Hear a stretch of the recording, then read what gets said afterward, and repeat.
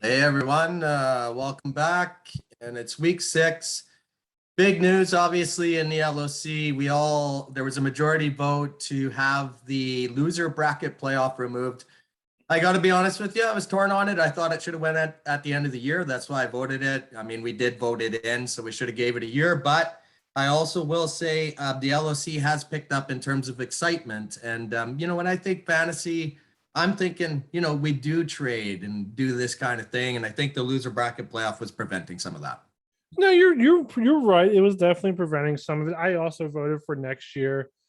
But to me, it's not surprising. We all knew this going in that it was going to limit trades. So this whole hoopla, like, oh shit, it's horrible. We all knew it. We've always said in the LOC the goal is to do better drafting. And yes, you can make trades. But the question is, if you still don't draft good, your team's still going to suck. Even if you trade for starting running back or starting wide receiver, one or two, you're still not going to win. So to me, I actually like the idea of a loser bracket just because of even the bottom 4 teams still had to be good. And it kind of to me came down to you have to do better at drafting. You cannot just be this one hit wonder who just can do trade with people. And as you said, I'm torn. I voted for next year. I think it did limit the number of trades. Everybody was worried about going down, but to me, it comes down to if you get a whole bunch of injuries, or you're like BillzBob, who actually has a good team, but you're third in points against, and everybody's putting up big points against you. Should you have to go down when your team's actually good versus somebody like Templars whose team is not that good? And I mean, that's what it comes down to, and we'll have to see how it goes. First up, speaking about BillzBob, we got BillzBob 0-5 versus the 12th man 1-4, and this is a loser bracket preview. I mean, it would have been in my eyes. I think BillzBob could turn it around, but I think 0-5 definitely puts you in the running for a loser bracket. 1-4 as well, and this is a must win for both teams. The issue for BillzBob is he does have Alvin Kamara on the bye. Matt Ryan's also on a bye for him. So he does have a couple of his key players on a bye as well, but kind of looking at, Chris's team, he does have Sanu on a bye, Ayuk, but I mean, they're mediocre players for his mediocre team. Yeah, I mean, this bye weeks are starting to affect obviously outcomes of games, and we're going to start seeing it now for sure. Both these teams have been dreadful. It's that simple. I mean, I think you're right. BillzBob's, I think, just for whatever reason, has been dealt a really bad hand. I mean, he does have Eckler, he does have Kamara, but like you said, Kamara's on the bye. I think for Brian, he's obviously very hopeful that Kadarius Toney's coming out party last week becomes a permanent thing, because obviously Kenny G's been obviously a bust. Brandon Ayuk has been a huge bust, and that's going to affect obviously his points here. I'm looking at who I originally predicted. I predicted Brian originally to win, and I'm going to stick with that prediction. Unfortunately for Danny and BillzBobs, I love you, but it's looking like 6 straight losses, man. Yeah, I originally picked, I think Brian as well to win this, and I don't see a reason to change my pick at all. So we'll stick with that. Next up, we have Storm 5-0. I just want to say she's 5-0. No, but I wonder who projected her to go 5-0 versus Templars 0-5. And I mean, looking at Templar's team, he has the worst points for, and he has the second most points against, and that is not a good thing to have. I originally predicted. Let's see what did I have Storm doing against Templars? I had her winning against Templars and going 6-0, and I don't see a reason to change that at all. Yeah, I originally actually had Storm winning this one as well, and I will give you kudos. You did a great job predicting Krista going 5-0 at this point. The running backs have made a major difference, especially King Henry. I believe he does have a 40-point advantage over the second best running back in fantasy, and clearly that makes a big difference. And it's obviously made a big difference for her in some outcomes. But when I look at this game, I have concerns on Krista's side of the ball. First off, Russell Wilson went down. Mike Glennon is in. I mean, is he actually even going to be the guy. So that's a concern. She has Gronkowski in. He's already out. I mean, the guy had a punctured lung. Give this guy a chance to heal, for God's sakes. I mean, can you imagine one of us trying to come back out there on the football field and trying to get that done? So I honestly am changing my pick as much as it pains me to do it. I'm going Templars to get the W and actually make it interesting again now that there's no loser bracket playoff. Yeah, I mean that's a good point there, and also Goddard is also on the COVID list, so I don't think he's going to be ready to play tomorrow either. However, looking at Templars team, Madison's in his lineup. Does Cook come back and play this week? I mean, CeeDee Lamb's playing New England. I mean, I picked 5 in a row for Storm. I picked 6 in a row for Storm. I'm not changing my pick. It doesn't matter. She's going to win. Next up, we have Fighting Geese 2-3 versus the Age Group 3-2. And it's the bye weeks. And honestly, if you're 2-3, 3-2, and the Templars does win, as the chemist just predicted, it kind of gets a little scary for everybody who's at 2-3. As I said, he does have the worst points for, but it doesn't matter if he wins the second game and beats you or something. It's totally true. And I think now that there is no loser bracket playoff, if Templars can win that game, and I think he's going to win it, those teams still have to bye to try to not finish last place. It's that simple. So I know him and Brian are really close on the points for, but in this game, in terms of this game, I wrote the bye weeks because if you look at Susie's lineup, she's obviously a Saints fan. So she has Callaway, Johnson, and Winston on the bye. Then you throw in Kyle Pitts, you throw in Saints defense, and the bye weeks are affecting the outcome of this game. And to me, I think that's going to be the main reason why Adrian's going to win, is because he has more guys that just are not on the bye. The only guy on the bye for him is Kenny Stills. He's going in with a full lineup. And in the LOC, if you're going in with a full lineup and somebody has 8 starters out, you better win or you're a really shitty owner. Yeah, not even that. She doesn't have a tight end. She has Rashad Penny, who's on IR. I'm not sure if he's slated to come back this week. I know it says week 6 he could return, but I don't think he's practicing. Justin Jefferson is dealing with an ankle injury. So a couple of players, even who are in the lineup, are also on a bye. I mean, looking at the age crew, he does have Tua, whom he could come back this week. He's expected to play. He has Hunt. He does have Thielen, Michael Boone, Boone is on his team. He could come back to play this week as well. So he does have players coming back. I originally had the age crew because of all the buys, and I am going to stick with that. Well, the bye weeks basically is the reason why Susie decided to sell it and sold Devontae Booker today, because she has bad bye week situation next week too. But her team's got to be good enough to beat Templars. Yeah, I mean, her team put up 2 weeks ago 190 some points, and then decided to put up 300 points this last week. Next up, we have BC Lions 3-2 versus Optimus Prime 3-2, and the question is, can Stan keep rolling? I mean, maybe. I always want to say no, but the answer is really maybe. Yeah, I mean, one thing I like about Stan is he's announced his intentions that he's going to try to go all in. So obviously another competitor going for it, right? And I think this is the exciting time of the LOC, because all of a sudden you do see those kind of like 6 teams that are going all in and become the clear-cut favorites. And, it's fun. And then those teams that sell obviously hope to have a better tomorrow. And, obviously Stan had all those draft picks to start the year. He needs to get healthier, obviously. Traquan Smith's been on IR forever. He just lost Levante David, so that's going to hurt him. Tyrell Williams, will this guy ever even play another snap of football? I mean, guy's always on IR.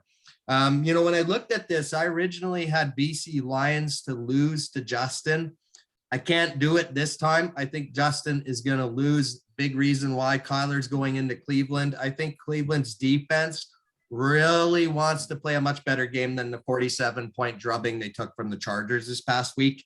And Brady, I mean, the ageless one on the other side for BC Lions going into Philadelphia, your team. I think Brady finds a way to get revenge on that team. So that Super Bowl loss. So I'm changing the pick to BC Lions. Yeah, I mean, I I don't know. It's a toss. To me, it's going to be a toss up. Um, Real question is, doesn't really matter. And and I've had also BC Lions originally losing, and I'm going to stick with it. Why the hell not? I'm going to have BC Lions lose as well. Next up, you have True North versus the Architect 2-3. They're both 2-3.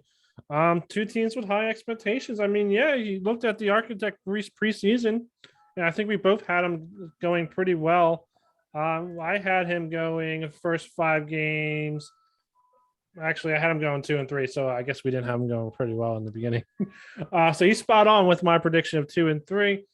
But he did buy a couple players today, so he definitely is improving his lineup. And I think True North, he also has a great team.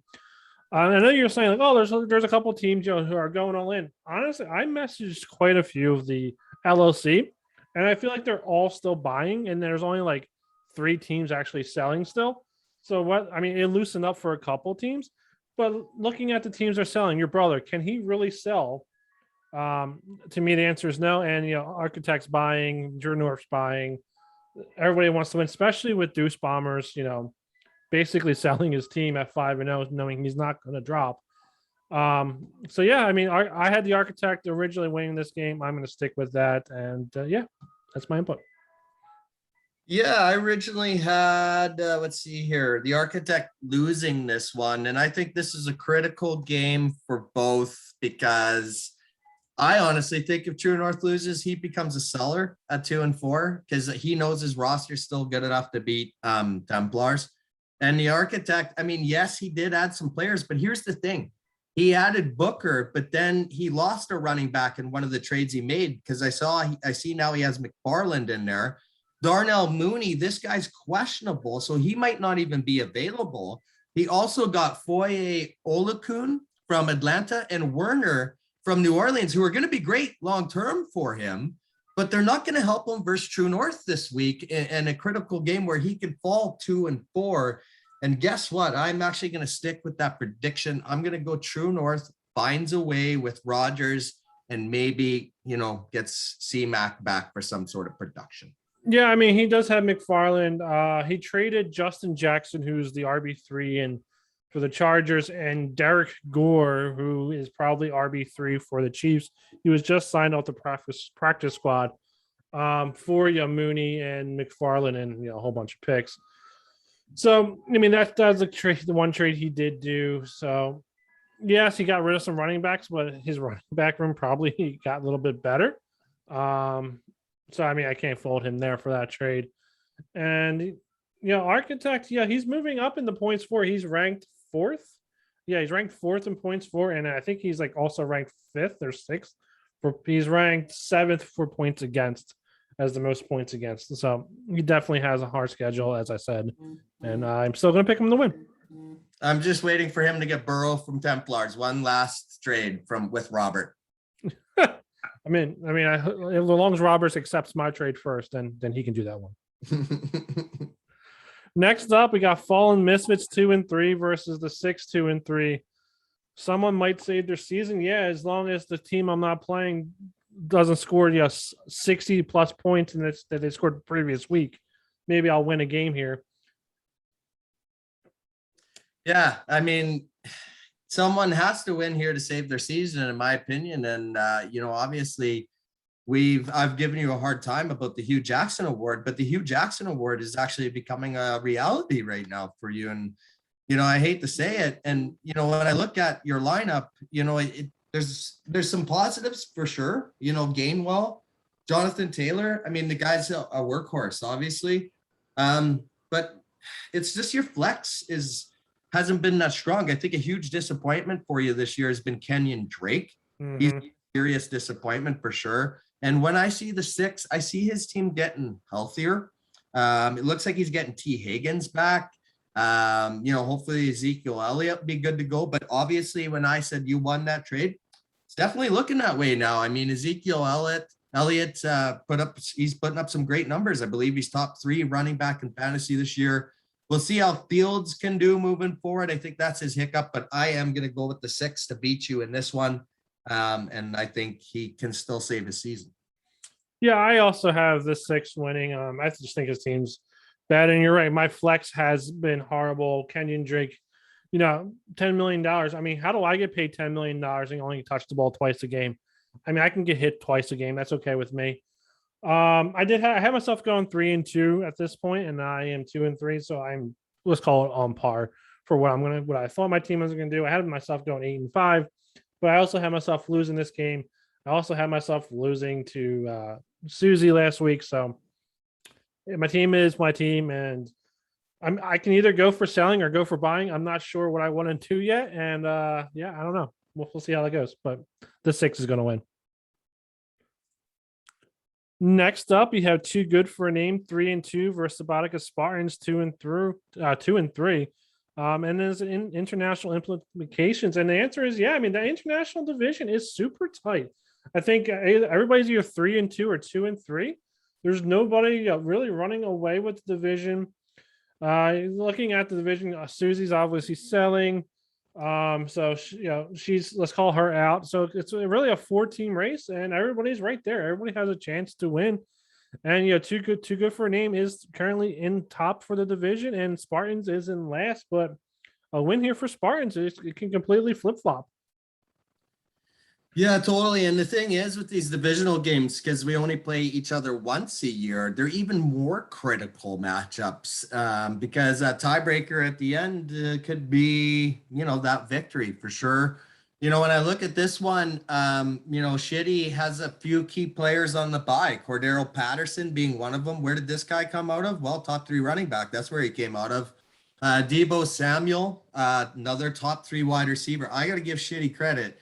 He's been able to put together a pretty decent roster here. The issue for him, of course, is having those 2 guys on the bye, and I think it is going to affect him this week. If Chris Carson comes back, because I did have Shitty originally losing this one, if Chris Carson comes back, I am going to stick with my pick with Sabatica Spartans to get the upset here over Shitty and make it even more interesting in the international. I originally had Too Good for a Name winning this. It's going to be super tight, and it's going to come down to me, Derek Carr versus Denver. Can he actually put up points against that Denver defense? And Jalen Hurts, I mean, will he get another garbage time touchdown thrown to Greg Ward? That's what it's going to come down to. Chris Carson's coming back. Is Damian Harris, is he going to play this week? He didn't practice yesterday, so those are, for Spartans are, 2 big question marks there.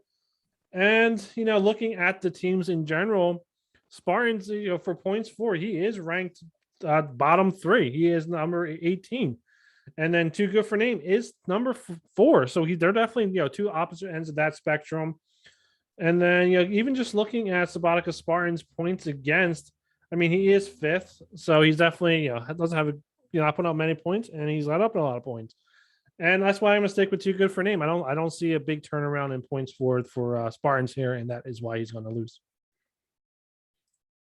Next up, we have Swahili versus Horror Business.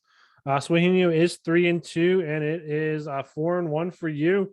And kind of going back to the international division showdown, Swahili is part of that international division. And we already said, I believe we both said that what was it? Prime's going to lose. So then you're going to, if Spartans beats Too Good for a Name, and I'm going to pick you to win against Swahili. If Spartans does win, that entire division is 3-3 besides fighting Geese. And that is going to be a hell of a division. And it's anybody's division. I have you winning. I'll pass it over to you. Yeah, I mean, Swahili's got a good team. I was looking at it today and I was matching up against them, and I'm like, man, Hopkins, man, Tyreek Hill, are you kidding? Man, Chuba Hubbard, what if C-Mac doesn't come back, right? Like J-Rob, oh, he actually had a good game like the other week, you know what I mean? Like Taylor Heineke, guy's not scared to throw a ball, right? So he doesn't really have anyone major on the bye this week. The major guy I have on the bye is Mike Davis. He was getting me 12 points a game. I have to put in Benny Snell. So that's an immediate 11-point reduction. So that's why I made the trade to get Keenan Allen. Probably overpaid, but obviously going all in. I originally had myself to win this one. I'm going to stick with the prediction, but Swahili is one heck of an owner. Yeah, I mean, just kind of looking at his team. I mean, Singletary is not, anything to write home about, but he does get Chuba Hubbard, on his team. I know he did put up like 101 points, 102 points last week. But the question is, does C-Mac come back and play this week? Because if C-Mac comes back, I mean, at best, 50-50 split for Hubbard there. At worst, 3 carries, 2 carries. So it's going to come down to the running back room versus the wide receiver room.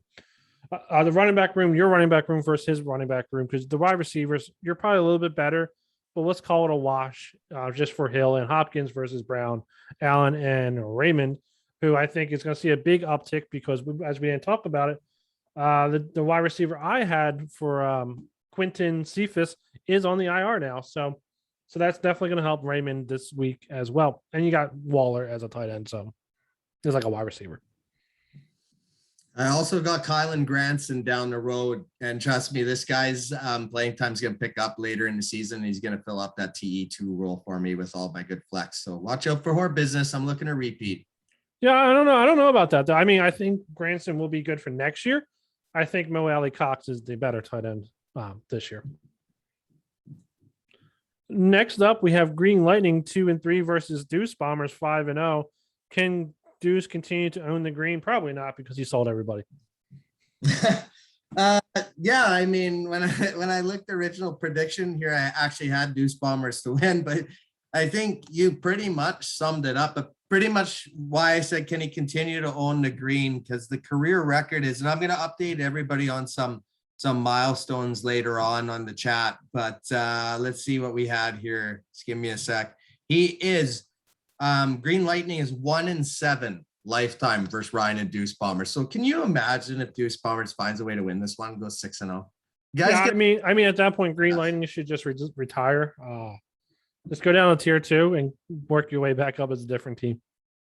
Oh, totally. I was actually, I'm surprised Lucas said he was going to sell a little bit, because I think this is an easy win and he's right back in the thick of things. Oh, yeah. I mean, I don't see Deuce Bomber scoring more than 150 now. I mean, he does have Dalvin Cook and St. Brown and Diomi Brown. But I mean, who else does he have? He does have Tremble. Tremble might get him some points. But besides that, I mean, his team's not going to put up many points. And it's a loss. Here's a fun fact for you. The 2 undefeated teams in the LOC are both projected to get the worst amount of points this week. Yeah, that's a good one. That's a good one there. Next up, we have Bare Naked Ladies going 3-2 versus Canadian guy 3-2, and for Joshua, I mean, his team's been a little injuries. Got a lot of injuries last couple of weeks, so that's definitely hurting his projections. Yeah, for sure. Joshua is a team that he scares me every year. I think he's a really good owner, and he's always super competitive. And he was in my division the 1 year and he beat me, so it really pissed me off. When I look at this game, I think this is great test for Norm. Norm obviously he went all in. Clearly he gave up a load today, I feel, for some of the guys he received, but hopefully Mike Evans will be enough to push him over the top. I know he potentially has T.Y. Hilton coming back, which obviously is going to help his team. And you're right. I mean, when I look at Bare Naked Ladies side, the injuries hit him hard with David Montgomery. And obviously Williams didn't turn out to be the replacement he was hoping for around 5, because it was Khalil Herbert who got most of the action. And obviously Joshua's got to be super pissed about that. And I would be too. You know what? I honestly just think Norm's team's still not there, in my opinion. When I look at his running backs, Amir Abdullah, I mean, I don't know. DeAndre Carter is in your wide receivers. I just don't see positive things there. I'm going with Bare Naked Ladies. That's who I had originally. And good luck, Norm. Yeah, I also had Bare Naked Ladies winning this as well. And just kind of looking at Bare Naked Ladies, I know he has Marlon Mack, and he's RB2 versus Hines, that Canadian guy has. But Marlon Mack, in the last couple of weeks, he's been seeing an increase in carries. So I think Marlon Mack got like 7 points last week, something like that. But you said Damon Williams, 5th round pick, but last 2 weeks he scored 15 and 17 points. I mean, I'll take 15 to 17 points for a 5th-round pick. I mean, that's a no-brainer pick for me. At least for another 3-4 weeks, he's definitely gonna have that. And you're right, Canadian guys running back room does not scare me at all. I mean, McKissick, he's very late game. Washington needs to be down. They need to be throwing the ball to him for him to get any points there. Same thing with Hines. Hines, he's a PPR back. He's not really running the ball. And Abdullah, I mean, we just talked about how Cook is coming back, might come back this week, and Madison is the backup there. So I mean, Abdullah is probably going to get 1 carry, maybe. In the running back room, as you said, Myers, Carter, even Odell Beckham don't really scare me. And I really think Bear Nakeley is going to win this one easy. He does need a defense, and he needs to put a DL in, but I think he can come up with that somewhere. Well, it's funny because he was bitching about people hoarding defenses, but it turns out he might actually be able to win this one without starting one. So that's true too. Might not even matter. Yeah, that's a possibility as well.